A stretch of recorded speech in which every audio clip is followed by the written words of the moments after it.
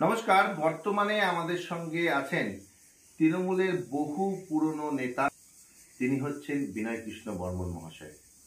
আচ্ছা বিনয় কৃষ্ণ বাবু, এই যে ভোট ঘোষণা হয়ে গেছে, আপনি কি মনে করছেন আপনার বিধানসভা এলাকায় এবং কোচবিহার জেলায় কি পরিস্থিতি রয়েছে? না, এবার আমাদের প্রার্থী সবারই পছন্দযুক্ত প্রার্থী হয়েছে। প্রার্থী নিয়ে কোনো সমস্যা নেই। প্রথম কথা একটাই, যে এর আগে যেমন একটা মনোমালিন্য ছিল 19-এ, সেটা কিন্তু এখন আমাদের লোকসভার প্রার্থীর ক্ষেত্রে কোনো মনোমালিন্য নেই। সবাই একজোট হয়ে আমরা কাজ করছি এবং আমরা নিশ্চিত আমরা পাবলিকের উপর আস্থা রাখছি। এবার আমরা লোকসভা সিট, আমাদের কুচবিহার সিট আমরা উদ্ধার করব।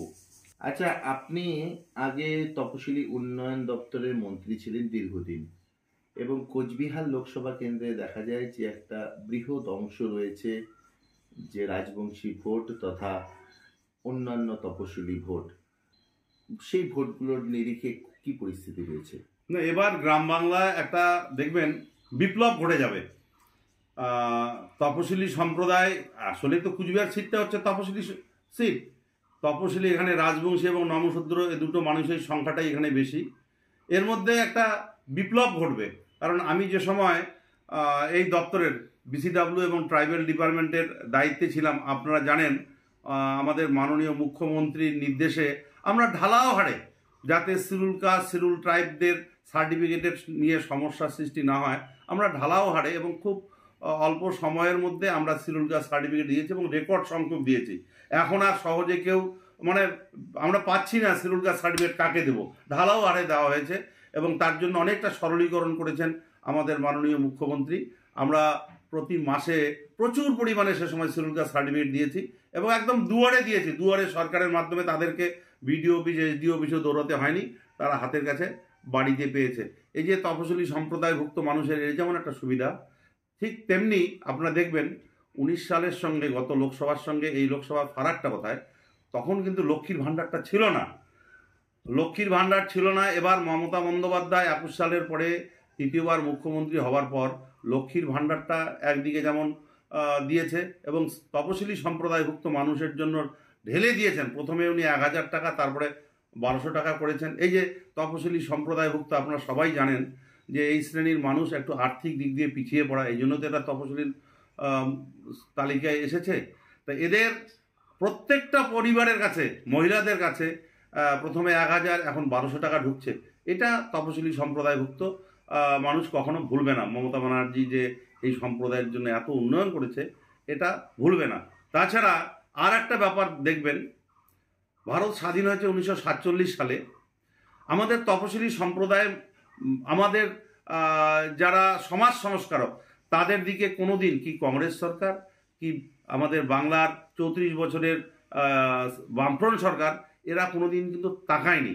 মমতা বন্দ্যোপাধ্যায়কে যখন বাংলার মানুষ 2011 সালে পশ্চিমবাংলার মুখ্যমন্ত্রীর আসনে বসালেন, তখন প্রথম যদি কারো নামে একটা বিশ্ববিদ্যালয় করে থাকে, আমাদের কুচবিহারের রাজবংশী সম্প্রদায়ের, যাকে আমরা ঠাকুর হিসেবে মানি, রায় সাহেব পঞ্চানন বর্মন নামে একটা উচ্চ শিক্ষার দরজা খুলে গেল কুচবিহার বাসীর কাছে। এটা বড় গর্বের ব্যাপার। আমার মনে হয় সজাগ সচেতন রাজবংশী সম্প্রদায়ের মানুষ এটা কখনো ভুলবে না, যে আমাদের যাকে ঠাকুর হিসেবে শ্রদ্ধা করি, তাকে এত বড় একটা সম্মান দিয়েছে, যেটা কোনোদিন কি কংগ্রেস সরকার কি বামফ্রন্ট সরকার বা অন্যরাও কেউ দেয়নি। এই যে দেখবেন গত 19 সালে যে লোকসভার প্রার্থী হয়েছে, সে অনেক প্রতিশ্রুতি দিয়েছে আমাদের রাজবংশী ভাষাকে স্বীকৃতি দেওয়ার জন্য, পার্লামেন্টে বিল আনবেন, আনতে পারেনি। উনি সেনাবাহিনী একটা ব্যাটালিয়ন তৈরি করবে, সেটাও করেনি। কিন্তু মমতা বন্দ্যোপাধ্যায় দেখবেন উনি কুচবিহারে এসে বলেছেন নারায়ণী সেনাবাহিনী উনি তৈরি করে দিয়েছেন। আজকে রাজবংশী ভাষার স্বীকৃতি শুধু দেননি, 200টা স্কুল তৈরি করেছে। প্রত্যেকটা স্কুলে 4 জন করে শিক্ষকও নিয়োগ ইতিমধ্যে হয়ে গিয়েছে, পঠন পাঠন চলছে। আচ্ছা, ইতিমধ্যে সিএএ আইন পাশ হয়েছে, তো এই বিষয়ে আপনি কি মতামত, আপনার কি মতামত সিএএ প্রসঙ্গে, যে এর কতটা প্রভাব পড়বে? সিএএ দেখেন, এটা একটা কেন্দ্রীয় সরকারের ভাওতা। এই আইনটা ওরা অনেক আগে পার্লামেন্টে পাশ করেছে। আজকে ঠিক নির্বাচনের আগে ভোট নেওয়ার স্বার্থে মতুয়া ভাইরা যারা আছে, তাদেরকে একটু প্রভাবিত করার জন্য তারা আজকে হঠাৎ করে লোকসভা নির্বাচন ডিক্লেয়ারের আগেই বললো যে আমরা সিএএ ভারতবর্ষে লাগু করব। আমার একটা প্রশ্ন, সিএএ মানে ভারতের নাগরিকত্ব, এটাই তো হচ্ছে কথা। আচ্ছা, ভারতের নাগরিকত্ব বলতে কি বোঝায়? আমাদের ভারতবর্ষের প্রধানমন্ত্রী বা রাষ্ট্রপতি, ওনার কি কোনো পরিচয়পত্র আছে? উনি যদি বিদেশে কখনো যায়, ওনার পরিচয় কি? আধার কার্ড, ভোটার কার্ড, এটাই তো ওনার পরিচয়পত্র। আমাদের যতগুলো মতুয়া ভাই বা আমরা যতগুলো বাংলার মানুষ আছি বা আমরা ভারতবর্ষের যতগুলো মানুষ আছি, আমাদেরও তো ঠিক একই ব্যাপার। আমাদের প্রত্যেকের পরিচয়পত্র আধার কার্ড, ভোটার কার্ড, এর বাইরে তো আর কিছু নেই। তো এই যে সিএএ নতুন করে একটা আইন আনছে, আইনে আমরা সেদিন দেখলাম এবং কিছুটা আমরা একটা পড়েছি, আমাদের মাননীয় মুখ্যমন্ত্রী শিলিগুড়িতে এসে উনি আরও বিস্তারিতভাবে বলে দিলেন, সিএএ তো সবচেয়ে বেশি যারা বলবে আমরা উদ্বাস্তু, তাদের প্রথমে তো নাগরিকত্ব তারা হারাবে। এতদিন যে ভোগটা ভোগ করে আসছিল, যে আমরা ভারতের ভোটার কার্ড, ভারতবর্ষে আধার কার্ড দিয়ে তারা চাকরি করেছে, পড়াশুনো করেছে, অনেকে বড় বড় কোটিপতি হয়েছে, হ্যাঁ, তাদের তো মহা বিপদ ডেকে নিয়ে আসবে। সিএএ আইনের প্রথম ধারাটা কি? তাকে প্রথমে বলতে হবে আমি ভারতের নাগরিক নই, আমি উদ্বাস্তু, এবং তাকে নিজেকে প্রমাণ করতে হবে যে 2014 সালের 31শে ডিসেম্বরের আগে উনি এসেছেন। এই যে প্রমাণপত্র যখনই দিবে, সে যদি প্রমাণপত্র না পারে কোনো কারণে, কেউ যদি তার বিরুদ্ধে কমপ্লেন করে, সে নিজেও তো স্বীকার করলো যে আমি ভারতবর্ষের নাগরিক নই, আমি উদ্বাস্তু হয়ে এসেছি, তখন তার অবস্থায় কী হবে? তার সম্পত্তিটা কোথায় যাবে? যে ভারতের নাগরিক নয়, সে তো ভারতবর্ষে চাকরি করতে পারবে না, ব্যাংকে টাকা রাখতে পারবে না, কোনো সম্পত্তি কিনতে পারবে না। আজকে আমি এই জন্য বলছি যে এই যে সিএর নামে অত মতুয়া ভাইদের নাগরিকত্ব দেওয়ার নামে একটা আমাদের বর্তমান কেন্দ্রীয় সরকার, নরেন্দ্র মোদীর সরকার, আমাদের এই শ্রেণীর মানুষদের মধ্যে একটা বিভ্রান্ত তৈরি করার চেষ্টা করছে। এবং এই আইন সবচেয়ে বড় কথা হচ্ছে ভারতবর্ষের সংবিধানের পরিপন্থী। আমাদের ভারতবর্ষের সংবিধানের মূল কাঠামোই হচ্ছে ধর্ম নিরপেক্ষতা। আর এখানে দেখা যাচ্ছে এই সিএ আইনে আমরা দেখতে পাচ্ছি যে হিন্দু মুসলিম একটা ভেদাভেদ তৈরি করার চেষ্টা করছে। বিজেপিরা জানেই না, কারণ জানবে কি করে? এরা তো কোনোদিন ভারতের স্বাধীনতা আন্দোলনে কোনোদিন অংশগ্রহণ করেনি। দেখবেন এদের কোনো ইতিহাস নেই, ভারতের স্বাধীনতা আন্দোলনে এদের কোনো ইতিহাস নেই। কিন্তু আপনারা যদি দেখবেন, হিন্দু, মুসলমান, জৈন, খ্রিস্টান সবার একটা ইতিহাস আছে। ভারতবর্ষের স্বাধীনতার মধ্যে যেমন বহু হিন্দুরা, বহু শিখরা, বহু মুসলমানরা ত্যাগ করেছে, কিন্তু বিজেপির কোনো নেতার কিন্তু কোনো নাম নেই। ওরা জানেই না ভারতবর্ষের ঐতিহ্য।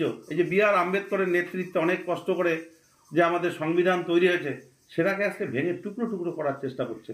আমি অনুরোধ করব এই সিএ এর আওতায় যাতে কেউ না পড়ে। আমি আর একটা প্রসঙ্গে বলছি, একটু আগে আপনারা বলছিলেন যে রাজবংশী ভাইরা কি করবে।